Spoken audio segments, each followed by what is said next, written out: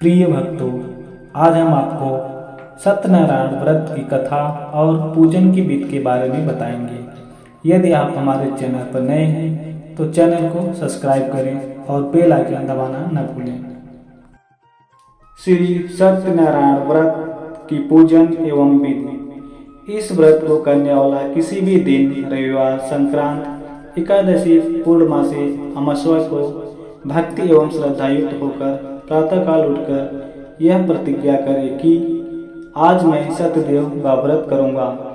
वैसे तो श्रेष्ठ समय संध्या काल ही बतलाया गया है, परंतु जब भी सुविधा हो स्नान आदि करके आसन पर बैठकर पूर्व या उत्तर की ओर मुख करके बैठें। सामने चौकी पर सत्यदेव का चित्र या शालिग्राम भगवान या गोपाल जी को विराजमान करें। बीच में पंच ओंकार चावल से बनावें गणेश जी स्थापित करें। एक तरफ षोडश मातृका एवं दूसरी ओर नवग्रह स्थापित करें। चौकी को केले के पत्ते से सजावें। सामने बाईं ओर कलश स्थापित करें। वहीं दीपक को प्रज्वलित करें। वायु वेग से दीपक बुझे नहीं, ऐसी व्यवस्था करें। इसके बाद आचमन पर प्राणायाम करें। फिर कलश का पूजन, दीपक का पूजन, मंच ओंकार का पूजन, षोडश मातृका का पूजन, नवग्रह का पूजन करते हुए भगवान सत्यदेव का पूजन करें तथा भगवान का ध्यान करते हुए तथा सत्यदेव की जय बुलवाते हुए कथा प्रारंभ करें। एक बार नैमिषारण्य क्षेत्र में सनकादि 88,000 ऋषियों ने एकत्र होकर पौराणिक सूर्य से पूछा, हे महर्षि, किस व्रत के द्वारा अथवा किस तप के द्वारा मनोवांछित फल की प्राप्ति होती है? उस सब को हम सुनना चाहते हैं, आप हमें उस व्रत को बतलाइए। सूर्य जी बोले, एक बार नारद जी ने भगवान विष्णु से जिस प्रकार पूछा था उसी प्रश्न को मैं तुमसे कहता हूँ, उसे तुम ध्यान लगाकर सुनो। एक बार नारद जी दूसरों पर कृपा करने की इच्छा से अनेक लोकों में घूमते हुए इस मृतलोक में आए। इस मृतलोक में मनुष्यों को अनेक प्रकार के क्लेशों से युक्त नाना योनियों में उत्पन्न अपने अपने कर्मों से दुखी देखकर उन्होंने सोचा कि किस उपाय के द्वारा इनके दुख निश्चित रूप से दूर हों। ऐसा मन में विचार कर नारद जी विष्णु लोक चले गए। वहाँ शुक्ल वर्ण वाले 4 भुजा वाले शंख, चक्र, गदा, पद्म धारण किए वनमाला से अलंकृत श्री नारायण भगवान को देखकर नारद जी उनकी स्तुति करने लगे। हे अनंत शक्ति संपन्न मन क्रम वाले से अगम अगोचर, आपको प्रणाम है। आप निर्गुण भी हो, सगुण भी हो, आदि मध्य अंत से रहित। हे प्रभु, आपको बार बार नमस्कार है। समस्त लोकों के प्राणियों के आप आदि कारण हो, भक्तों के कष्टों को दूर करने वाले हो। इस स्तुति को सुनकर भगवान विष्णु नारद जी से बोले, हे नारद, तुम यहाँ क्यों आए हो? तुम्हारे मन में क्या है? तुम मुझे बताओ। नारद जी बोले, मैं सारी कथा आपको सुनाता हूँ। हे प्रभु, मृत्यु लोक के मनुष्य नाना प्रकार की क्लेशों से युक्त हैं। अनेक योनियों को भोगते हुए पाप कर्म से पीड़ित हो रहे हैं। हे प्रभु, उनके कष्ट को दूर करने का कोई छोटा सा उपाय बताइए, मैं उसको सुनना चाहता हूँ। भगवान बोले, हे वत्स, तुमने लोकहित की कामना से अच्छा प्रश्न किया है। अब मैं तुम्हें वह उपाय बतलाता हूँ जिसे करने से मनुष्य मोह माया से छूट जाता है। उस उपाय को तुम ध्यान लगाकर सुनो। हे ब्राह्मण श्रेष्ठ, एक व्रत है जो स्वर्ग लोक एवं मृत्यु लोक में दुर्लभ है। उस व्रत को तेरे प्रेम के कारण मैं आज प्रकाशित कर रहा हूँ। यह श्री सत्यनारायण का व्रत है। उसको विधान पूर्वक करने से मनुष्य शीघ्र सुख की प्राप्ति करता है और अंत में मोक्ष को प्राप्त करता है। भगवान के इस प्रकार के वाक्य को सुनकर नारद मुनि बोले, हे नाथ, उस व्रत का क्या फल है, क्या विधान है? उस व्रत को किस किसने किया है? हे प्रभु, मुझे विस्तार पूर्वक बताइए कि इस व्रत को कब करना चाहिए। श्री भगवान बोले, यह व्रत दुख शोक को मिटाने वाला है, धन धान्य को बढ़ाने वाला है, सौभाग्य और संतान को देने वाला है, सब जगह विजय प्राप्त करने वाला है। इसके लिए दिन का बंधन नहीं है, किसी भी दिन इस व्रत को किया जा सकता है, लेकिन इसमें भक्ति और श्रद्धा की परम आवश्यकता है। संध्या के समय अर्थात गोधूली बेला में ब्राह्मण एवं बंधु बांधवों सहित धर्म में तत्पर होकर सत्यनारायण भगवान की पूजा करनी चाहिए। सवाशेष नैवेद्य भक्ति पूर्वक भगवान को अर्पण करें। भगवान का प्रिय फल केला, घी, दूध, पंचामृत प्रभु की सेवा में अर्पण करें। गेहूं के आटे की पंजीरी बनावें। गेहूं का आटा न हो तो चावल के आटे की पंजीरी बनावें। उसमें शक्कर अथवा गुड़ मिलाकर समस्त सामग्री सवाई एकत्र करके भगवान को अर्पित करें। ब्राह्मण को दक्षिणा देकर मनुष्यों के साथ सत्यदेव की कथा सुनकर भाइयों को ब्राह्मणों को भोजन करावें।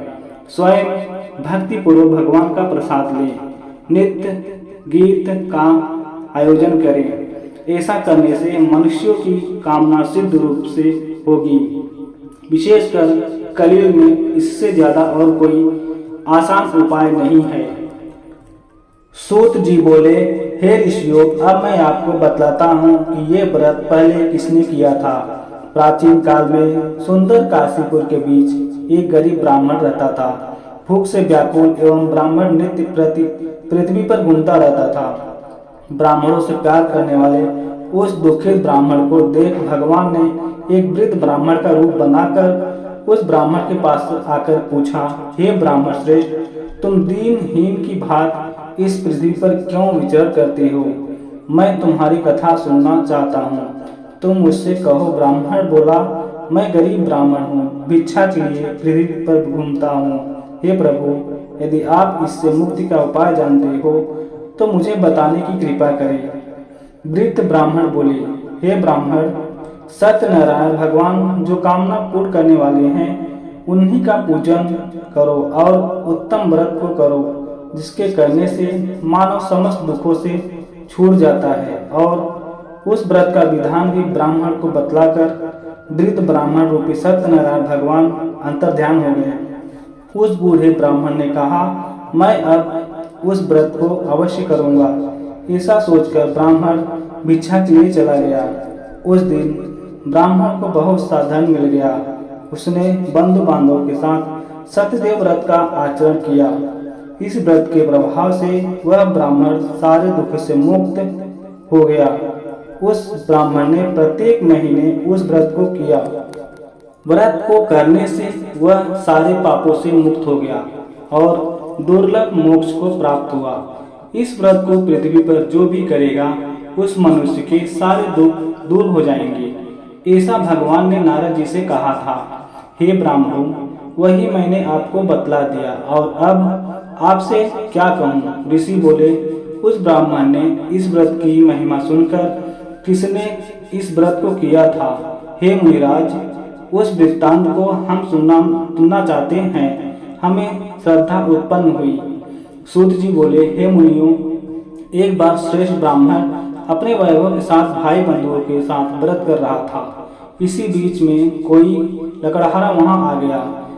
बाहर लकड़ी के गट्ठे को रखकर ब्राह्मण के घर आया। वह प्यास से पीड़ित था, लेकिन ब्राह्मण को व्रत करते देख प्रणाम करके ब्राह्मण से बोला कि ये आप क्या कर रहे हैं?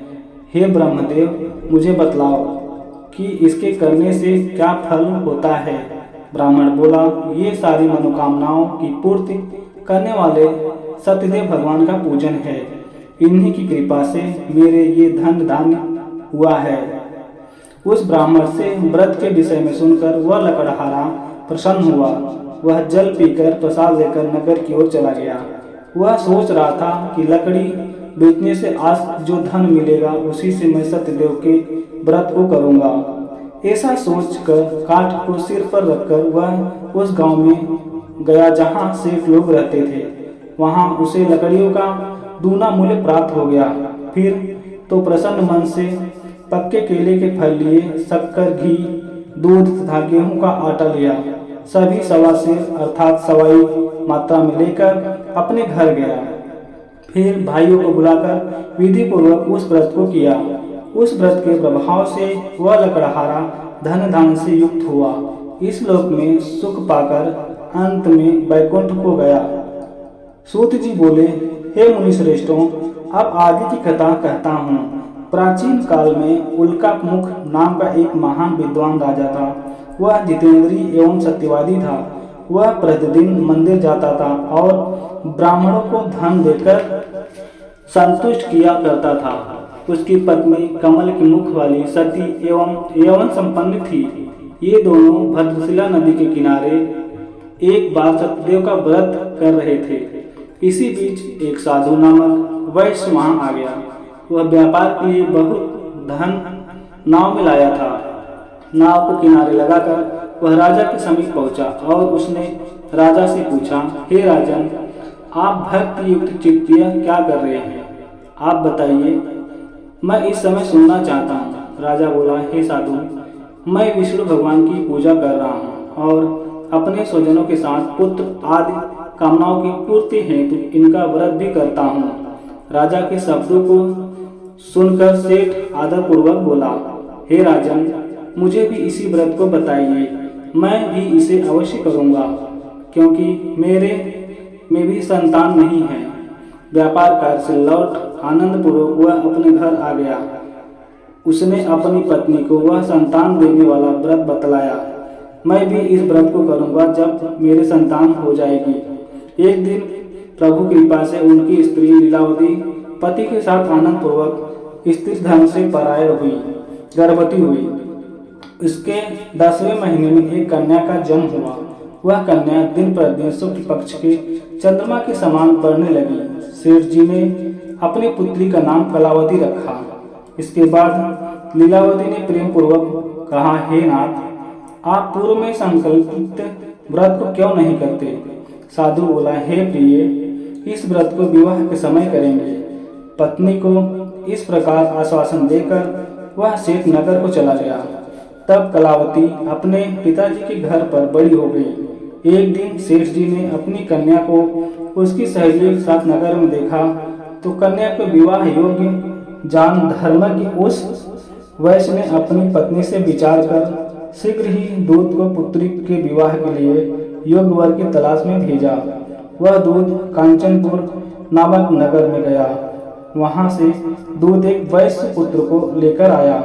उस सुंदर वैश्य पुत्र को देखकर भाई बंधुओं सहित संतुष्ट होकर उस सेठ ने उस वैश्य पुत्र को कन्यादान कर दिया। परंतु भाग्य की बात, वह उस व्रत को करना भूल गया तो सत्यदेव स्वामी नाराज हो गए। निज कर्म में निपुण वह वैश्य अपने जमाई के साथ शीघ्र व्यापार के हेतु चल दिया। समुद्र के किनारे स्थित सुंदर रत्नसारपुरी में जाकर ससुर जमाई ने शीघ्र व्यापार प्रारंभ कर दिया। इसके उपरांत ये चंद्रकेतु राजा के सुंदर नगर में गए। भगवान सत्यनारायण ने वैश्य पुत्र की भ्रष्ट प्रतिज्ञा को देखकर साफ दे दिया कि इसे दारुण भयंकर महान दुख होगा। एक दिन उस चंद्रकेतु के खजाने को चोरों ने चुराया और वे चोर वहां आ गए जहां ये दोनों ससुर जमाई थे। पीछे पीछे राजा के दूतों को देख धन को वहीं रख दिया। चोर गायब हो गए। इसके उपरांत दूत उस स्थान पर आ गए जहां ये सज्जन वैश्य पुत्र थे। राजा के धन को वहां देखे दोनों वैश्य पुत्रों को बांधकर ले आए और बोले, हे महाराज, ये दो चोर हम पकड़कर लाए हैं, इन्हें देखकर आज्ञा दीजिए। राजा से आज्ञा पाकर दूतों ने उन दोनों को दृढ़ बंधन से बांधकर जेल में डाल दिया। उसी समय सत्यदेव के साथ से उनके घर पर उनकी पत्नी दुखी हो गई। जो धन घर में था उसे चोर चुरा ले गए। वे भूख प्यास से व्याकुल हो गई। एक दिन भूख से व्याकुल कलावती एक ब्राह्मण के घर गई। वहां जाकर उसने सत्यनारायण भगवान के व्रत को देखा। वहां बैठकर कथा सुनकर प्रसाद लिया और रात्रि के समय घर की तरफ चल दी। माता लीलावती ने कलावती से कहा, अरे बेटी, इतनी रात तुम कहाँ रहती हो? तुम्हारे मन में क्या है? कलावती ने अपनी माता से कहा, हे माँ, मैंने ब्राह्मण के घर पर मनोकामना पूर्ण करने वाले सत्यदेव व्रत को सुना। कन्या के वाक्य को सुनकर लीलावती प्रसन्न होकर व्रत करने के लिए तैयार हो गई। उस सेठानी ने अपने बंधुओं और स्वजनों सहित सत्यदेव भगवान के व्रत को किया। उसने भगवान से प्रार्थना की कि उसके पति और जमाई शीघ्र घर पर आ जाए। हे प्रभु, मेरे पति और जमाई के अपराध को शीघ्र क्षमा कीजिए। इस व्रत से पुनः श्री सत्यनारायण भगवान प्रसन्न हो गए।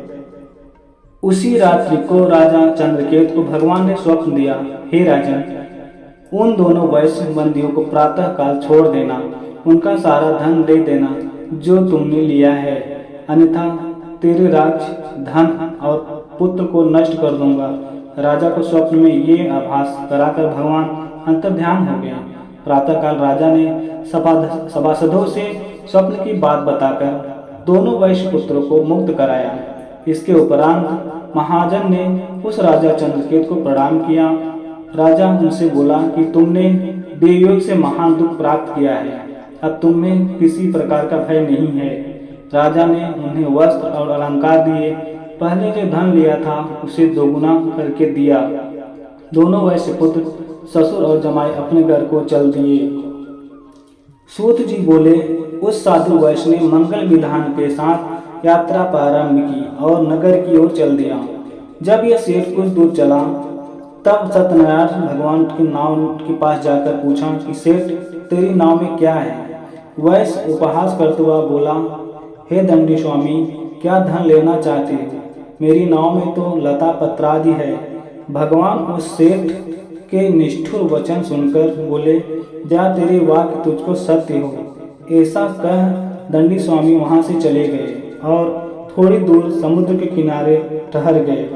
दंडी स्वामी के चले जाने पर उस सेठ ने नित्य क्रिया और उसने अपनी नाव को उठा हुआ देखा। नाव में धन धान्य कुछ भी नहीं, वहां तो लता पत्रादि है, तो मूर्छित होकर गिर पड़ा।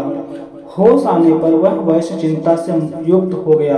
उसके जमाई ने कहा, आप शोक क्यों करते हैं? ये साफ तो दंडी स्वामी का है, उन्हीं की शरण जाने से मनोकामना पूर्ति होगी। जमाई जी के वचन को सुन वह दंडी स्वामी के पास गए। उस स्वामी को देख प्रणाम करके सेठ बोला, हे प्रभु, मैंने जो कुछ आपसे कहा उसे क्षमा कीजिए। वह सेठ अत्यंत शोकाकुल हो गया। उस वैश्य पुत्र को विलाप करते हुए देखकर दंडी स्वामी बोले, तूने बार बार मेरी आज्ञा से दुख पाया है। भगवान की बात को सुनकर वैश्य पुत्र बोला, हे प्रभु, आपकी माया से ब्रह्मांड अनेक देवता भी मोहित हो जाते हैं। वे आपके गुण और रूप को, आपकी लीला को नहीं जान पाते। मैं तो मूर्ख प्राणी हूँ, आपकी माया से मोहित आपको कैसे जान सकता हूँ? आप मुझ पर प्रसन्न होइए, मैं आपकी अपने वैभव के अनुसार पूजा करूँगा। मैं आपकी शरण हूँ, आप मेरी रक्षा करें, मेरी पूर्व जैसा धन संपत्ति हो जाए। इस सेठ के भक्ति युक्त वाक्य को सुनकर भगवान शीघ्र ही प्रसन्न हो गए। उसको मनवांछित वर देकर भगवान वहीं अंतर्ध्यान हो गए। तब नाव पर चढ़कर और नाव को धन से भरा देख वह बोला कि भगवान सत्यदेव की कृपा से मेरी कामना पूरी हो गई। ऐसा कहकर उसने अपने स्वजनों के साथ सत्यदेव की बड़ी श्रद्धा के साथ विधि पूर्वक पूजा की। अपनी नाव को तैयार करके उसने अपने देश के लिए गमन किया। सेठ जी अपने जमाई से बोले, ये मेरी रत्नपुरी को देखो। अपने वित्त रक्षक दूत को उसने अपने घर भेजा। इसके बाद दूत नगर में गया। सेठ जी की पत्नी को देख वह हाथ जोड़कर ये उचित वाक्य बोला। नगर के समीप सेठ जी अपने जमाई जी के साथ बंधु वर्ग और बहुत से धन के साथ आ गए। दूत के मुख से ये वाक्य सुन लीलावती बड़ी प्रसन्न हुई। उस समय सत्यदेव की पूजा समाप्त कर वह अपनी पुत्री कलावती से बोली, मैं तो उनके दर्शन को जा रही हूँ, तुम शीघ्र आना।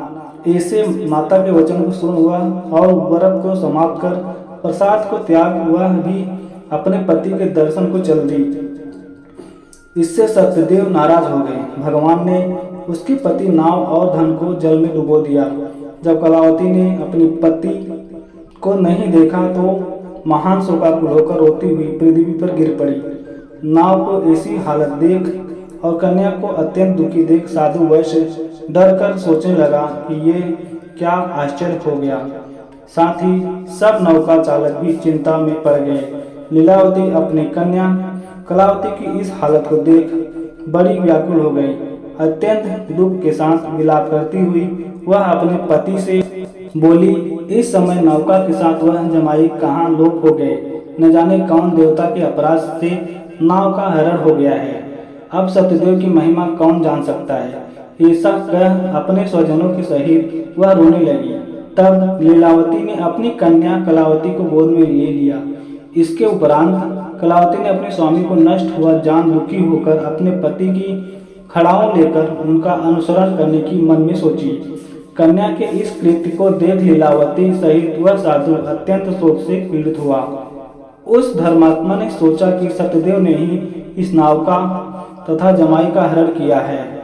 यह सत्यदेव की ही माया है। उसने सबको बुलाकर अपना मनोरथ कहा कि मैं अपने वैभव के अनुसार सत्यदेव की पूजा करूंगा।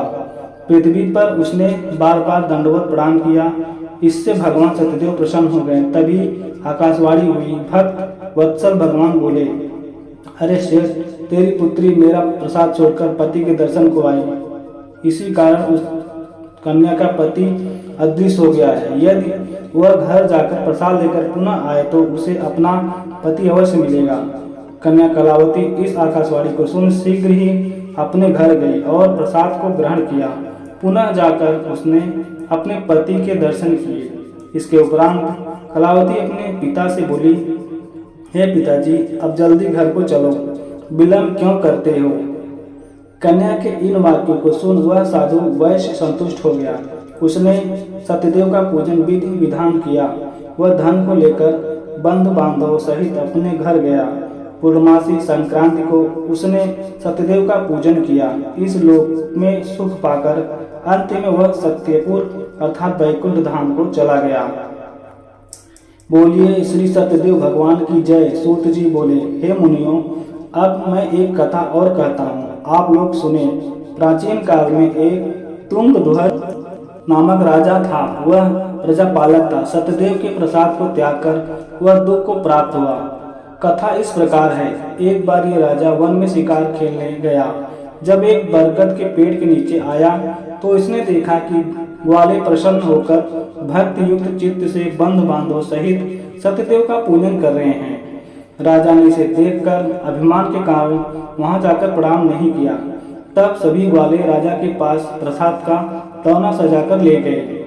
राजा को प्रसाद देकर सभी ने अपना अपना प्रसाद लिया, परंतु राजा ने प्रसाद नहीं लिया। इसके बाद प्रसाद को त्याग कर राजा ने बहुत दुख उठाया। उस राजा के 100 पुत्र नष्ट हो गए, धन धान्य नष्ट हो गया। जब मन में विचार आया तो उसने निश्चय किया हुआ कि सत्यनारायण भगवान ने ही सब कुछ नष्ट कर दिया है। अब मैं भी वहीं जाता हूँ जहाँ सत्यदेव का पूजन हो रहा था। ऐसा मन में विचार कर वह राजा ग्वालों के पास गया। तब उस तुंगध्वज राजा ने उन ग्वालों के साथ सत्यदेव का पूजन भक्ति श्रद्धा से युक्त होकर किया। सत्यदेव की कृपा से उनके पुनः पुत्र एवं धन धान्य हो गए। इस लोक में सुख पाकर अंत में वह वैकुंठ को गया। जो लोग इस परम दुर्लभ सत्य के व्रत को करते हैं और भक्ति से युक्त पुण्य प्रदान करने वाले फलदायिनी इस कथा को सुनते हैं, सत्यदेव की कृपा से उनके धन धान्य हो जाता है। सत्यदेव की कृपा से गरीब को धन मिलता है, बंधन वाले के बंधन छूट जाते हैं।